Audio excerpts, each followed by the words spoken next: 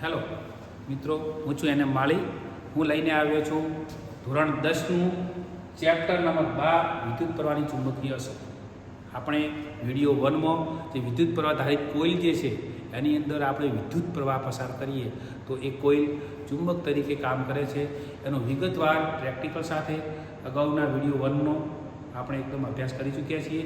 તો હવે જે મિત્રોને વિડીયો 1 જોવાનું બાકી હોય તો મારી ચેનલના માધ્યમથી વિડીયો 1 જોઈ લેજો, જેથી કરીને અગાઉના ટૉપિકનો બરાબર અભ્યાસ થઈ જાય. જેથી આ બીજો ટૉપિક જે છે આપણે આજે જોવાના છીએ, ચુંબકનું આકર્ષણ અને અપાકર્ષણ, હુકાયંત્ર, ચુંબકીય ક્ષેત્ર અને ચુંબકીય ક્ષેત્ર રેખાઓ. હવે મારા જે લેક્ચરની શરૂઆત કરતાં પહેલાં હું મારા એક શેરથી શરૂઆત કરીશ. જીવનમાં કડક રહેવાની જરૂર નથી, જીવનમાં કડક રહેવાની જરૂર નથી, પરંતુ જીવનમાં આવતી મુશ્કેલીઓ સામે અડગ રહેવાની જરૂર છે.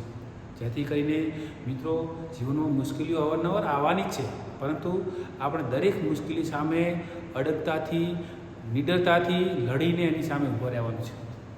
હવે મિત્રો, આપણે આગળ આપણે અભ્યાસ કરીએ કે ચુંબકનું આકર્ષણ અને અપાકર્ષણ. તો આપણને ખબર જ છે કે ચુંબક બે ધ્રુવો ધરાવે છે, એક ઉત્તર ધ્રુવ અને દક્ષિણ ધ્રુવ. આપણે ઉત્તર ધ્રુવ, નોર્થ પોલ અને સાઉથ પોલ અગાઉના જે ચેપ્ટરમાં આપણે અભ્યાસ કરી ચૂક્યા છીએ, અગાઉના ધોરણમાં આપણે અભ્યાસ કરી ચૂક્યા છીએ. જેથી કરીને મિત્રો, આપણને ખબર જ છે કે બે અસમાન ધ્રુવો વચ્ચે શું થાય? આકર્ષણ.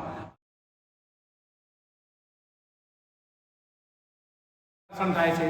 જોઈએ આપણે મિત્રો કે આ જે બે સમાન ધ્રુવો છે, નોર્થ પોલ અને આ છે નોર્થ પોલ, તો બંનેની જે મેગ્નેટિક ફિલ્ડ લાઇન છે એ એકબીજાને શું કરશે? ઓપોઝ કરશે, એકબીજાથી દૂર ભાગશે, જેથી કરીને બંને ધ્રુવો વચ્ચે અપાકર્ષણ થાય છે. એ જ રીતે બંને જો એસ ધ્રુવો હોય તો પણ એમની વચ્ચે એકદમ અપાકર્ષણ થશે, એકબીજાથી દૂર ભાગશે. મેગ્નેટિક ફિલ્ડ લાઇનોની જે દિશા છે એકબીજાથી વિરુદ્ધ છે, જેથી કરીને એકબીજાથી દૂર ભાગવાનો પ્રયત્ન કરશે. અને જે બંને ધ્રુવો છે, જે સમાન ધ્રુવો, તો એ બંને ચુંબકો એકબીજાથી દૂર ભાગશે. એ જ રીતે મિત્રો, આપણે બે અસમાન ધ્રુવો વચ્ચે શું થશે? અપાકર્ષણ. એટલે ચુંબકના બંને ધ્રુવો વચ્ચે આકર્ષણ થશે.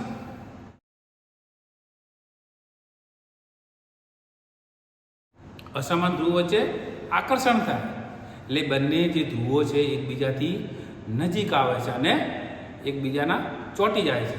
એ જ રીતે ચુંબકનો એન ધ્રુવ અને ચુંબકનો એસ ધ્રુવ, બંનેની જે મેગ્નેટિક ફિલ્ડ લાઇન દિશાઓ શું છે?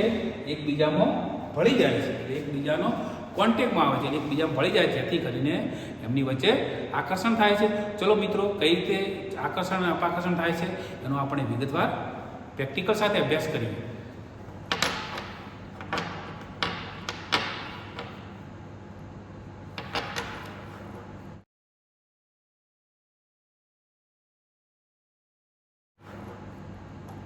જો મિત્રો, ચુંબકના બે સમાન ધ્રુવો છે, જેથી કરીને બે સમાન ધ્રુવો હોય તો શું થશે? અપાકર્ષણ થાય. એ જ રીતે આપણે સામસામેના બે ધ્રુવો લઈએ, એમની વચ્ચે પણ શું થશે? અપાકર્ષણ થશે, એકબીજાથી દૂર ભાગશે. પરંતુ મિત્રો, આપણે બે અસમાન ધ્રુવો લઈશું. જો અસમાન ધ્રુવો લઈશું તો શું થશે? અસમાન ધ્રુવો વચ્ચે આકર્ષણ થશે. જુઓ, આ બે ધ્રુવો વચ્ચે આકર્ષણ થાય છે. આમ આપણે આ રીતે આપણે મિત્રો પ્રેક્ટિકલી જોઈ લીધું કે બે સમાન ધ્રુવો વચ્ચે શું થશે? અપાકર્ષણ. બે અસમાન ધ્રુવો એન અને એસ અથવા તો એસ અને એન, તો શું થશે? આકર્ષણ. તો આ રીતે ચુંબકના બે સમાન ધ્રુવો, અપાકર્ષણ અને અસમાન ધ્રુવો વચ્ચે આકર્ષણ થાય છે. તૈયાર થઈ ગયું? ઓકે. હવે આપણે આગળ જોઈએ હુકાયંત્ર. તો હુકાયંત્રની અંદર શું હોય છે? તો આપણે હુકાયંત્રની અંદર એક નાની સોય હોય છે, જે ચુંબકની બનેલી હોય છે. કે હુકાયંત્રની સોય એક નાનો ગજિયો ચુંબક જ છે. હુકાયંત્રની સોય છેડાઓ લગભગ ઉત્તર અને દક્ષિણ ધ્રુવ દર્શાવે છે. મિત્રો, લગભગ, એક્ઝેક્ટ નહીં, એપ્રોક્સિમેટલી. એટલે આમ જોવા જઈએ ને એકદમ ચોકસાઈપૂર્વક નથી બતાવતું, કેમ કે જે પૃથ્વીના જે ધ્રુવો છે અને એકચ્યુઅલ કંપાસના ધ્રુવો વચ્ચેનો 400 કિલોમીટરનો ડિફરન્સ છે. એટલે એપ્રોક્સિમેટલી આપણે કહી શકીએ કે ચુંબકની જે ચુંબકીય સોય છે, હોકાયંત્રની અંદર જે સોય છે એ લગભગ ઉત્તર અને દક્ષિણ ધ્રુવો બતાવે છે. તો આપણે કઈ રીતે દર્શાવે છે, આપણે કંપાસનું પ્રેક્ટિકલી જોઈને આનું આપણે નિરીક્ષણ કરીએ. જો મિત્રો, આ જે હોકાયંત્ર છે એનો આપણે જોઈ શકીએ છીએ કે હોકાયંત્રની અંદર એક ચુંબકીય સોય છે, એટલે એક પ્રકારનો નાનો ગજ્યો ચુંબક છે. તો આપણે સરળતાથી જોઈ શકીએ છીએ કે ચુંબકીય સોય નોર્થ અને સાઉથ, ઉત્તર અને દક્ષિણ દિશા બતાવે છે. અને ઉત્તર અને દક્ષિણ દિશા આપણને ખબર પડી જાય તો પૂર્વ અને પશ્ચિમ દિશા પણ આપણને મળી જાય છે. એટલે હોકાયંત્ર આપણને દિશા સૂચકનું કામ કરે છે કે જે ચુંબકીય સોય ઉત્તર અને દક્ષિણ દિશામાં જ સ્થિર થાય છે. એટલે આપણે ગમે ત્યાં જરૂર પડે છે દિશા શોધવા માટે, એટલે હોકાયંત્રનો આપણે સરળતાથી ઉપયોગ કરી શકીએ છીએ. જો આપણે આ અગાઉના પ્રેક્ટિકલમાં જોયું કે હોકાયંત્રની સોય એ ચુંબક તરીકે કામ કરે છે, અને જે આપણને ચુંબક સોય જે છે ઉત્તર અને દક્ષિણ દિશામાં સ્થિર થાય છે. એટલે આપણે સરળતાથી હોકાયંત્રની મદદથી દિશા સૂચનનું કામ કરી શકીએ છીએ. એટલે મિત્રો, આમાં કંઈ થિયરિકલી કશું યાદ રાખવાની જરૂર નથી, આપણે પ્રેક્ટિકલી જોઈ લીધું એટલે એકદમ આપણે ઇઝીથી આપણે કંપાસનો ઉપયોગ ખબર પડી ગઈ. હવે આપણે અગાઉ વાત કરી હતી કે આજે ચુંબકીય ક્ષેત્ર અને ક્ષેત્ર રેખાઓ વિશે અભ્યાસ કરવાના છીએ. તો મિત્રો, આપણે થિયરિકલ જોઈ લઈએ, પછી આપણે સરસ મજાનું પ્રેક્ટિકલ સાથે ચુંબકીય ક્ષેત્ર રેખાઓ અને ચુંબકીય ક્ષેત્ર કઈ રીતે હોય છે એનો આપણે વિડીયોમાં અગાઉ પ્રેક્ટિકલનું આપણે અભ્યાસ કરશું. કે જો મિત્રો, આપણે ચુંબક છે, ચુંબકની આજુબાજુ લોખંડનો ભૂકો એટલે કે આયર્ન ફાઇલ્સ એ નાખવામાં આવે તો શું થશે, તો એ એનો ચોક્કસ વિસ્તારમાં, ચોક્કસ ભાતમાં ગોઠવાય છે.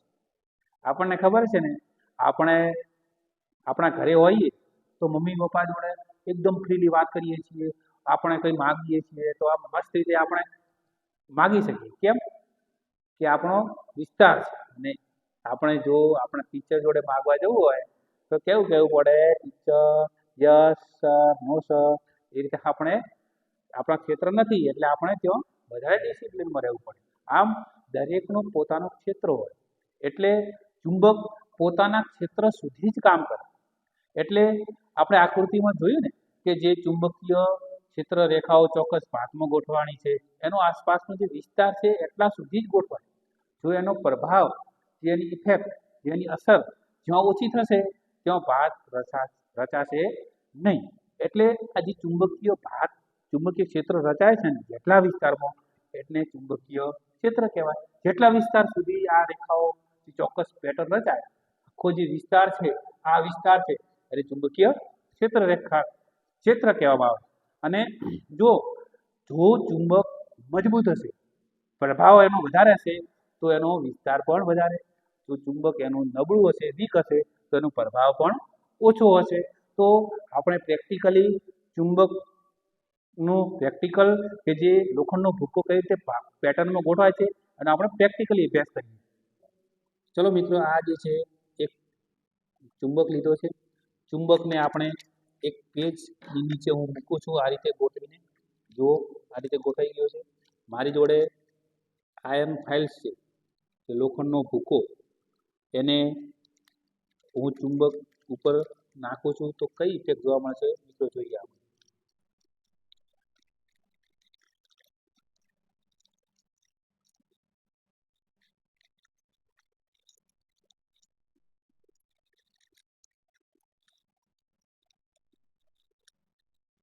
જો મિત્રો, આ રીતે રેખાઓ કઈ રીતે ચોક્કસ ભાગમાં બંધ વક્રોમાં ગોઠવાયેલી દેખાય છે. અને જો આ જે ચુંબકીય ક્ષેત્ર રેખાઓ કેટલા સુધી, જેનો જેટલો ચુંબકનો પ્રભાવ છે, ચુંબકની અસર છે, તેટલા સુધી જ એની ચુંબકીય રેખાઓ ગોઠવાય છે. અને અગાઉના જે આ વિસ્તાર છે ત્યાં એની ચોક્કસ પેટર્ન રચાતી નથી, કેમ ત્યાં સુધી એનો પ્રભાવ નથી. એટલે આજે જ્યાં સુધી ચુંબકીય ક્ષેત્રનો ઇફેક્ટ રહે છે એને ચુંબકીય ક્ષેત્ર કહેવાય છે. અને જે આ ચુંબકીય ચોક્કસ ભાગમાં, ચોક્કસ પેટર્નમાં ગોઠવાય છે એને ચુંબકીય ક્ષેત્ર રેખાઓ કહે છે. મિત્રો આપણે પ્રેક્ટિકલી જોયું ને, હવે આમાં કશું વધારે થિયરિકલી યાદ રાખવાની જરૂર નથી કે ચુંબકીય ક્ષેત્ર રેખાઓ બંધ વક્રોમાં આ રીતે ચોક્કસ પેટર્નમાં જે રચાણી હતી એને ચુંબકીય ક્ષેત્ર રેખાઓ કહેવાય છે. અને ચુંબકનો જેટલા સુધી એનો વિસ્તાર હોય છે, જેટલો એનો આસપાસનો વિસ્તાર પોતાની અસર ઉપર ઉત્પન્ન કરે છે, ઇફેક્ટ ધરાવે છે, તો એનું ચુંબકીય ક્ષેત્ર કહેવામાં આવે છે. એટલે મિત્રો આપણે આ જે વિડીયોમાં શું જોયું કે ચુંબકીય ક્ષેત્ર રેખાઓ, ભૂકાયંત્રનો અભ્યાસ, એટલે આપણે વિગતવાર અભ્યાસ કર્યો. હવે મિત્રો મારા જે વિડીયો પાર્ટ 3 છે એની અંદર આપણે વધુ વિગતવાર અભ્યાસ કરશું.